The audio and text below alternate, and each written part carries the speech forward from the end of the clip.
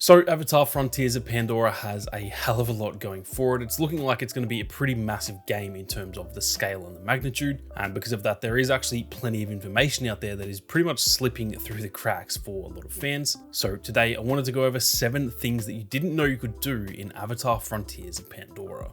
Now, the first one on the list for me is actually something that I have talked about here on the channel. So if you have followed my own Avatar content, you will probably know this, but if this is the first time tuning into the channel, or maybe you just haven't watched any Avatar videos yet, something you guys may not know is that the game is actually fully playable in co-op. Now, that is something that actually blew my mind when I first heard about it, because they didn't really sell the game on that early on.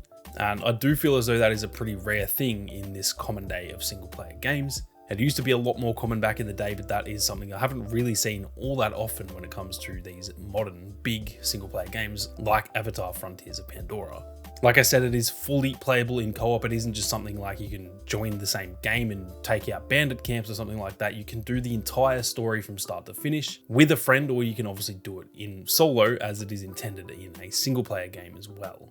On top of that, something that is pretty awesome in my opinion is that you can actually switch items between each character too. So if you're playing with a friend, for example, and you want to swap outfits or something like that, you can actually do that in this game, which is a pretty awesome touch. It does seem like the perfect game to have co-op enabled, so I'm very keen to see how this plays, and I will definitely be attempting to play this with some friends to see just how well it plays. I think it's going to be really fun taking out some of those bandit camps and just flying around Pandora with a friend. Now, moving on, something else you guys may not have known that you can do in Avatar Frontiers of Pandora is essentially parkour, which does not seem as though something you would expect in this game. But as we've seen through a lot of the gameplay now, and even in some of their trailers, there are some level of parkour elements involved in this game, which is a pretty awesome touch. And it's not something that I initially thought, like I said, would be in Avatar Frontiers of Pandora. We've seen in a few gameplay snippets that there are certain plants, for example, that will essentially fling you up into the air. They can get you to locations that you wouldn't be able to get to if you just did your double jump. And there is going to be a lot of sort of running through the treetops. We obviously know that Pandora as a planet is very, very insane in terms of the huge trees, and there's even those floating rocks that we see off in the distance and stuff like that. There's going to be some awesome places that we can essentially parkour to. And in that sense, it does make a lot of sense that this is in the game, because it's going to allow us to really have a lot of fun with the traversal. And I do hope that when it came to the, I guess, story design and also the level design, I hope that they have really thought about that and made that a part of the story, that we have to, traverse up these huge trees to get to the location that we need to go. And I'm fairly sure that in the first couple of missions, when we're actually on our way to get our Ikran, that is going to be the case, because obviously we can't fly up to the top of those treetops. So it is going to be pretty awesome to see how in-depth this is. I don't expect it to be as in-depth as something like Mirror's Edge, which is legitimately a parkour game, for example, and it will not be on the same level as something like Assassin's Creed either, but it does seem as though it isn't just going to be as simple as running along the ground to get to your location. There are plenty of different pathways that we can take, depending on which one you guys prefer. Now, before we go any further, if you guys are enjoying the video so far and you are enjoying the Avatar coverage, be sure to hit that subscribe button. There is plenty more Avatar content on the way, both in the lead up to launch, and then there will definitely be plenty of different tips and tricks as well once the game is out. But with that being said, let's get stuck back into it.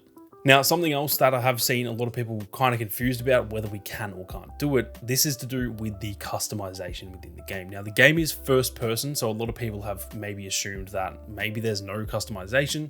A lot of first person games out there don't really have that customization, because obviously you can't really see your character, so kind of what's the point? Now, it is confirmed that this game does have pretty decent customization from what we've seen, and although the game is going to be in first person, there are definitely elements where we will be able to see our character. Those being when we are essentially on our mounts, both the Ikran, which is the flying creature, and then there is also the more grounded sort of horse-looking creature. I'm not even too sure what they are called just yet, but in both of those situations, we will be able to see our character. So there is going to be character customization. On top of that, there's also going to be customization with our Ikran. So we're going to be able to put different outfits, for example, on our Ikran. I know that sounds a little bit stupid when you say putting an outfit on the Banshee, but it's not so much a full-on outfit. You can just have different little armor sets that's mostly just like to protect them. It's just the same as, for example, horses wearing armor in different games and stuff like that. And so not only do we have our own customization, but even our Banshees are going to have that customization as well. So that is pretty cool. And it is something I've seen a lot of confusion out there, because like I said, being first person, a lot of people thought there wasn't going to be any customization at all.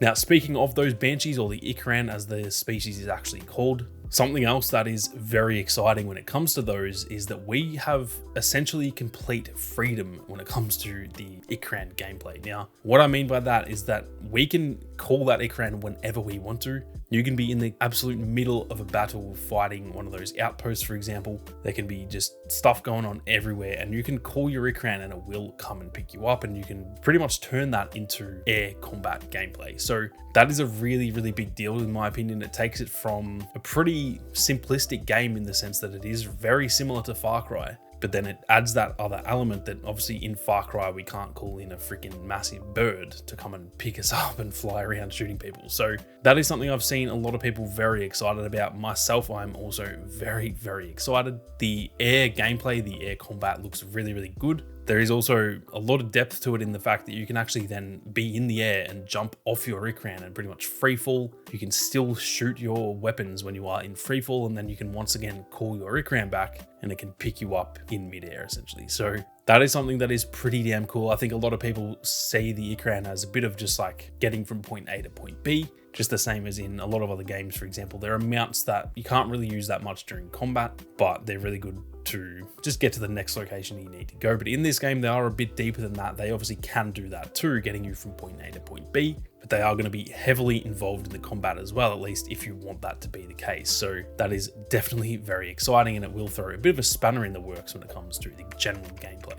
Now, speaking of that gameplay and more specifically with the combat, something that I've seen not a lot of people talking about is the fact that we can actually hack the amp units, or they are better probably known as the mechs. And so the combat doesn't just come down to shooting them and, you know, throwing grenades at them and all that kind of thing. You can actually hack them, at which point you can go up to them and pretty much do these awesome, like almost assassination animations in a way, where you can full on pull the driver out of the cockpit and just throw them away. There's some crazy stuff that I've seen from a lot of the gameplay that's been shown, and that can be done by hacking those amp units. Now, there's going to be a hacking system that will have a lot to do with sort of those mini in-game puzzles that, you know, allow you to get to the next location, or you need to hack some certain thing to progress the story, for example. But that will be able to be done on the mechs as well, or the amp units as they're actually called in the Avatar universe. And so that is another layer to the combat that, like I said, I haven't really seen a lot of people talking about that. The combat looks really cool, and I think it's going to be a lot of fun to just take down those amp units whichever way you want, really. But it is something that I definitely think I'll be making the most of, because some of those animations where you're throwing people out of the cockpit, they look pretty damn awesome.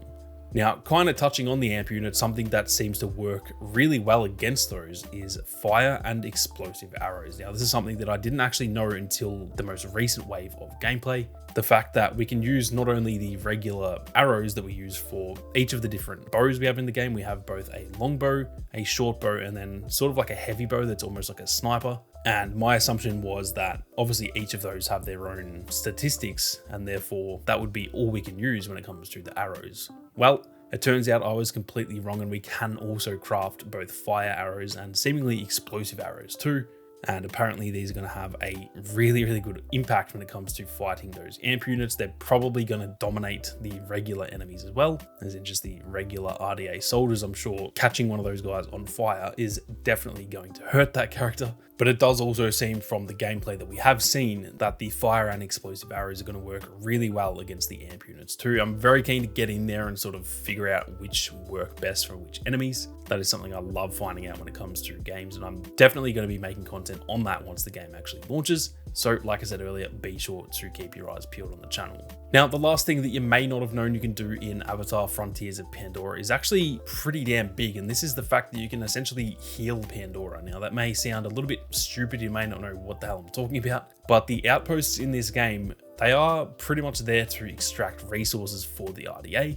The story behind them is they're not just these random outposts that are there for pretty much no reason. They are extracting resources from Pandora, and that is pretty much why the RDA are there in the first place. Now, because of that, it is unfortunately polluting the planet quite a bit. And in those locations where the outposts are going to be, you'll notice that in all of the gameplay we've seen of those locations, the, I guess, biome around that section doesn't look quite as nice as the rest of the planet, where we can see really lush forests and stuff like that. it is a lot more bland and kind of dead in those areas where the outposts are. Now, the reason for that is because, like I said, of all that pollution and the RDA taking all of the resources from that location. And something that is going to be really cool is that when we take out each of these outposts over time, as you actually go back and sort of visit that place in game, Pandora will slowly start to heal. And so you might go back to that place 2 to 3 times, for example. And over the course of going back there a few times, you will notice that it is sort of healing. All the, plants and stuff are growing back. The grass is getting greener, all that sort of thing. And I think that is pretty damn awesome. Generally speaking, in games, when there's this sort of outpost system, firstly, they don't really have any reason to be there in terms of the actual storyline. But then secondly, when you do take out those outposts, they just kind of stay there and nothing ever changes about them. So I thought that was a pretty cool touch, and I'm very keen to kind of go around to all of these outposts, take them out, and essentially return Pandora to its former glory. But those are 7 things you may not have known you can do in Avatar: Frontiers of Pandora. I'm very keen to hear all of your thoughts on the game, so be sure to let me know down in the comments. Like I said, if you are interested in more Avatar content, be sure to hit that subscribe button and turn on those notifications. There is plenty more on the way in the lead up to launch, and there will be just as much content coming out after launch as well, so make sure you don't miss out. But with that being said, thank you all very much for watching. You guys have a great day, and I'll catch you all in the next one.